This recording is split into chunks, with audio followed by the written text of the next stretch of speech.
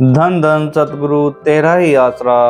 बीवी ईश्वर देवी कल्याण नगर सिरसा से अपने सतगुरु जी की आंखों देखी घटना के बारे में इस प्रकार बयान करती हैं।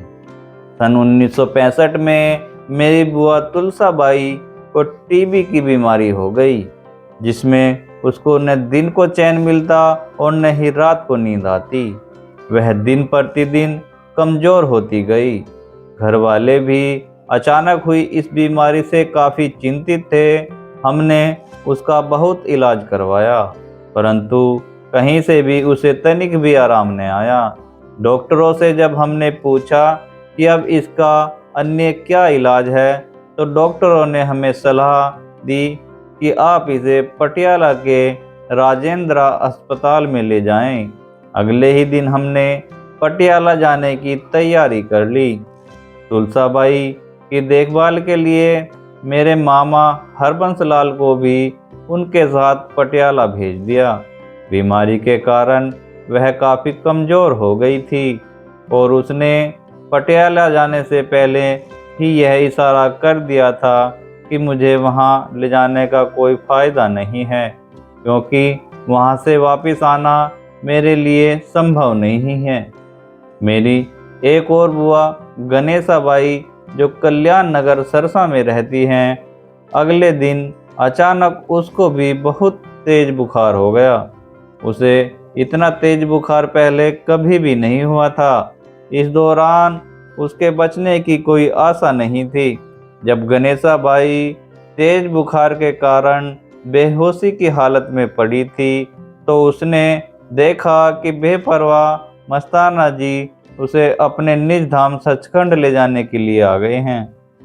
उसे यह देखकर बहुत प्रसन्नता हुई कि खुद सोहने सतगुरु जी उसे लेने आए हैं। यह देखकर उसे एक अजीब सी खुशी महसूस हो रही थी। घर वाले सभी सदस्य उसकी चारपाई के आसपास बैठे हुए थे। जब उसने अपने पास बैठे सभी घर वालों को बताया कि बेपरवाह मस्ताना जी उसे सचखंड ले जाने के लिए आ गए हैं, जो ही उन्होंने यह बात सुनी तो सभी जोर जोर से रोने लगे। उनके रोने की आवाज़ सुनकर जो बच्चे पास में सोए हुए थे वो भी उठ खड़े हुए और उन्होंने भी रोना पीटना शुरू कर दिया। गली मोहल्ले वाले भी यह देखकर उनके घर पहुंच गए और वे उनका धैर्य बंधाने लगे। सहनसा मस्ताना जी ने गणेशाबाई को बताया, बेटा, हम तो तुलसाबाई को लेने आए थे, परंतु वह तो इलाज के लिए पटियाला गई हुई है।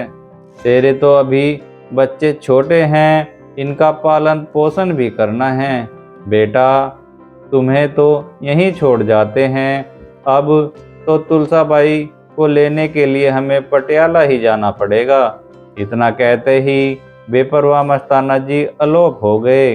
कुछ देर बाद जब गणेशाबाई को होश आया तो उसने बताया कि आज उसने एक अजीब दृश्य देखा है, जो कहने सुनने से परे है। उसने उपरोक्त सारा वृत्तांत घर वालों को सुनाया तो घर वालों ने रोना पीटना बंद कर दिया। जब वाली दो जहान बेपरवाह मस्ताना जी तुलसाबाई के पास पटियाला पहुंचे तो उसे खून की उल्टियां लगी हुई थी। यह देखकर जब हरबंस लाल डॉक्टर को बुलाने के लिए जाने लगा तो तुलसाबाई ने उसे रोक लिया तथा कहने लगी कि डॉक्टर को बुलाकर अब क्या करोगे?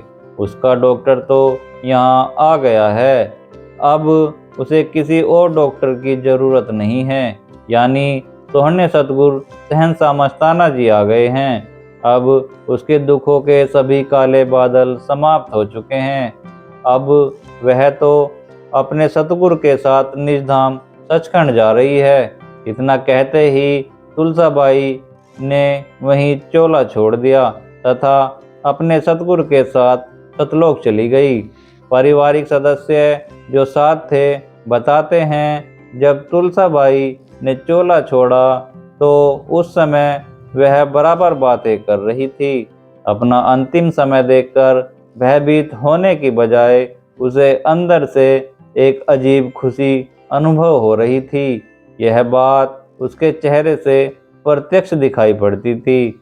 नाम वाला हर जीव जब उसका अंतिम समय आता है तो वह इसी तरह खुशी खुशी अपने सतगुरु के साथ चला जाता है।